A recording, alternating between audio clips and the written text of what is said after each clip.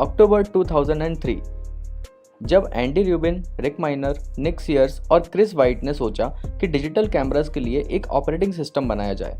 बनाते बनाते उन्हें यह रियलाइज़ हुआ कि कैमरास का मार्केट उतना लार्ज नहीं है, तो फिर यह ऑपरेटिंग सिस्टम डिज़ाइन किया गया मोबाइल फ़ोन्स के लिए।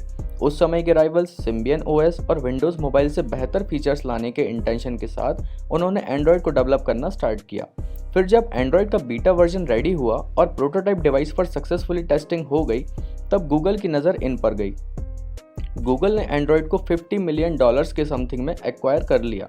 इसी के साथ एंड्रॉयड के चारों को फाउंडर्स ने भी गूगल को ज्वाइन कर लिया।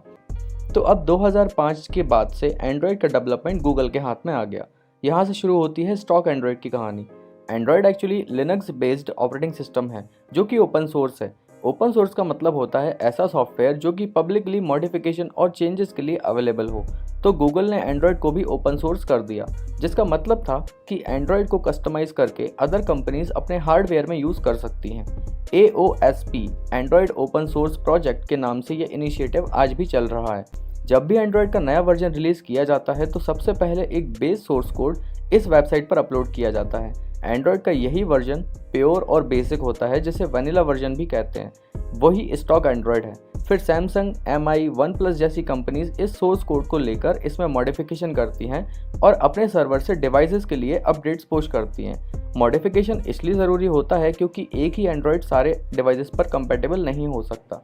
सबका हार्डवेयर जैसे कि camera, processor, RAM, battery, screen sizes अलग अलग होते हैं। गूगल स्टॉक वर्जन डिज़ाइन करता है अपने पिक्सल डिवाइसेस के लिए। स्टॉक एंड्रॉयड का सबसे बड़ा फ़ायदा ये है कि सबसे फास्ट और स्मूथ होता है। बाय डिफ़ॉल्ट कोई भी ऐसी एप्लीकेशन इंट्रोड्यूस नहीं की जाती जिसकी ज़रूरत यूज़र को ना हो। MI का A सीरीज़ और OnePlus इसी के कंसेप्ट पर फेमस हुए हैं और यही रीज़न है कि पिक्सल और OnePlus डिवाइसेस के लिए अपडेट्स काफ़ी फास्ट आते हैं, क्योंकि इनके लिए ज़्यादा मॉडिफिकेशन की ज़रूरत नहीं पड़ती।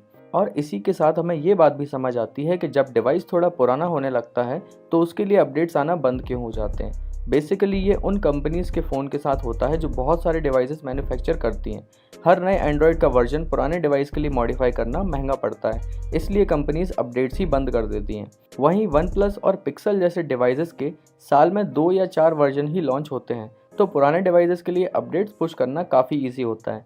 इसका मतलब ये नहीं कि मॉडिफाइड एंड्रॉयड अच्छा नहीं होता। MI का बनाया हुआ MIUI काफ़ी फीचर्ड पैक्ड OS है। मॉडिफाइड एंड्रॉयड में UI थोड़ा लैगी और चॉपी हो सकता है, बट फीचर्स काफ़ी एडेड होते हैं। वहीं स्टॉक एंड्रॉयड फास्ट और स्मूथ होता है, बट उसमें फीचर्स के लिए आपको एक्सटर्नल ऐप्स का सहारा लेना पड़ता है।